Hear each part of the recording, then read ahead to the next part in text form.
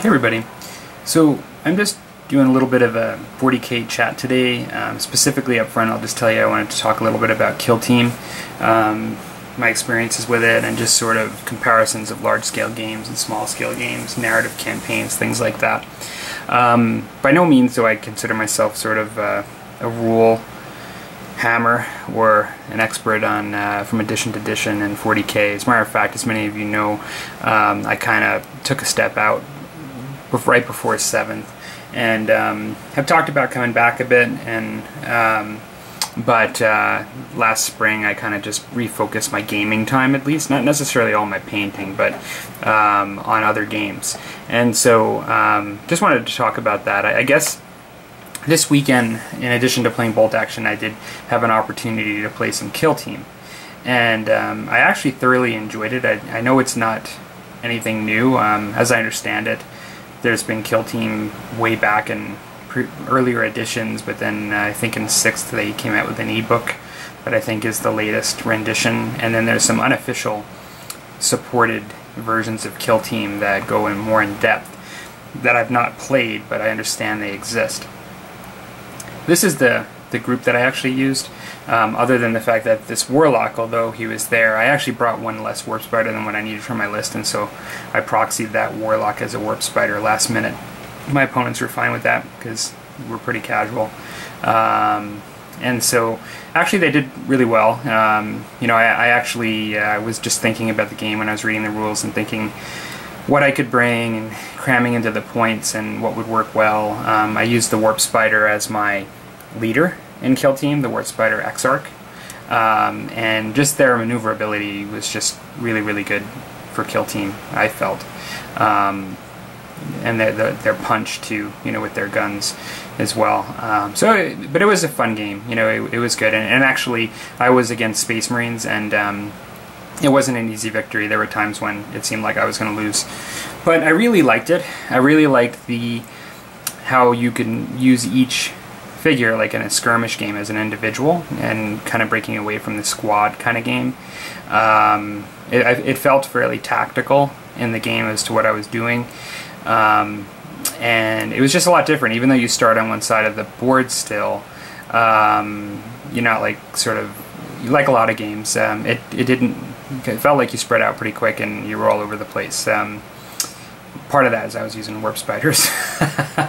But I guess what I wanted to talk a little bit about today is I wanted to ask some questions to everybody, get people's thoughts on, one, have you ever played Kill Team before in any of its versions, and what do you think about it? Two, do you think it's a really viable game to play small-scale 40k games with, where you want to do narrative campaigns, you know, like using it as a tool to actually have sort of narrative campaigns. The reason I say that is the group that I'm looking at playing with, we're looking at starting, we haven't decided yet, but we're looking at starting some small-scale games, so something like in the area of 500 points, 750 points, with Kill Team missions in between. And it's meant to be a campaign, and this is where I don't know how we're going to do it, where it focuses on an HQ, and so the HQ, as you go through, gets buffs if you win. And in Kill Team, they don't allow you to take like an actual technical HQ, but you know, we might have to work around that somehow. But the idea is to really just focus on sort of like the story and keep it small. I think there are a number of people that were interested in that for a variety of reasons. I really can't speak to the others, but for me, I've realized that 40k, probably out of all the games that I play, 40k is the one where I like the universe and you know, the characters and the background the most. It's kind of what got me into it. I've never left it for that reason. And so with that, you know, the idea of forming the narrative like they talk about perhaps in any game of 40k, but maybe a little bit further, being, you know, assigning more personalities to the figs you're using, boiling it down so it's not as big. I like to read the books a lot, as you guys know, and you know, in the books, when you see a dreadnought, it's a pretty serious thing that you're dealing with, and you guys may have different experiences, but in playing 40k for the last couple of years, dreadnoughts and wraith lords and things are usually really not that scary, you know, in a normal game of 40k. And so it doesn't really instill the emotion of the universe, you know, when you can just look at a dreadnought and say, well, that was a waste, like you shouldn't even bring that. Whereas if you're playing smaller scale games, it changes your perspective on things, I think. That's my perception, having just kind of entertaining this and only just started to get into it. And so what do you guys think as far as using Kill Team? Have you played the newer version, or the unsupported one, the one that's not a GW Kill Team? I can put up a website. I'll put a website in the link of one of them that I found that seems to be fairly popular. Just curious, because I know a lot of this is not new, but it's kind of new to me. One of the things that I just struggled with, and I'm going to play regular 40k2 here and there, but I don't see myself playing it that often. I have trouble with, I guess, having like each opponent on each side of the board pretty much covering what seems to be like 50% of the board with models, and then just coming at each other, you know, just like two bulldozers, or just head on like two freight trains. Yeah, I mean, I realize there's deep striking and reserves and outflanking and things like that, but it still seems to give the same flavor for the most part of that. And then it's just, you know, as we all know, I mean, I'm not going to complain about it, but it's just that I think it's pretty obvious that, you know, as the time goes on, you know, just the game is just getting, the power creep on the types of units and the size is just getting higher and higher all the time, and so it just makes, it drowns out any feel for like a skirmish kind of game, because really at that scale, even at a 1,500 to 2,000 point game, that element, I think, it's lost in my experience. There's a place for epic games, I think, and you know, they made a game once, right, called Epic, and there is a place for that. And I can see how there's an enjoyable aspect for folks to have the big two armies collide, you know, piece, which is really the mainstream game.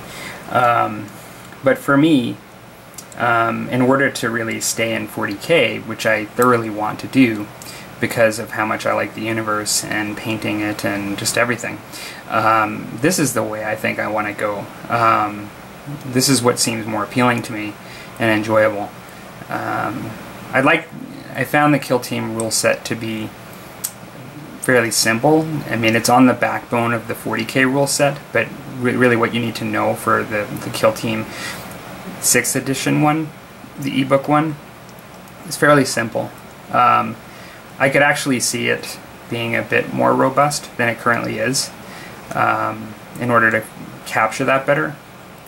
One of the things, I guess, changing the conversation a bit, that I realize, I'm not thinking that 40k, that Games Workshop's going to really do this full-blown ever. And, you know, I mean, you're not going to sell a lot of models pushing Kill Team as a primary way of playing the game. But with that said, whether it be through unofficial means that some folks are already doing, or whether it just be a minority and just sort of a scenario, why not? Like, why not have this as an alternative? And I don't really want to get into the role-playing game of 40k, but, you know, like, I guess for me, that's kind of a bit of what I want, is just a bit more substance to the games that we're setting up. And I guess this seems to be a good compromise where I can still use models, and, you know, it's a smaller scale and it's more manageable from that perspective of trying to create a cool story, that you're actually, it's a pretty active story for the missions that you're doing, but then it's not just like pure role-playing, because I don't want that. I still want the element of tabletop gaming. So I don't know, it seems to be, I think, a really good idea. Yeah, so I don't know. I don't have a whole lot more to say about it. Kind of interested in what you guys think, and yeah, just share your thoughts of your experiences, whether you've played these kind of formats with 40K before, or whether you know, you think it's a bad idea, or you know, it's not a good way to play the game, or you know, problems with it. With maybe with the way the backbone of the 40K rules are designed, is it, you know, contrary in a lot of ways to being able to set something like that up. And then lastly, yeah, one thing I wanted to say that I forgot is I really like that Battle Force Recon, and for a lot of the same reasons in 6th edition. It seems like 7th edition, and looking at it, has really gotten rid of a lot of extra missions and things like. And so, I don't know, I was really surprised to see that disappear. So, yeah. Okay, guys, I'm going to get back to painting my other stuff, but I just thought I'd share that. Kind of interested in if any discussion sort of ensues from that, because it's really front of mind lately for me in my painting and gearing up with some of my 40K stuff. Okay, take care.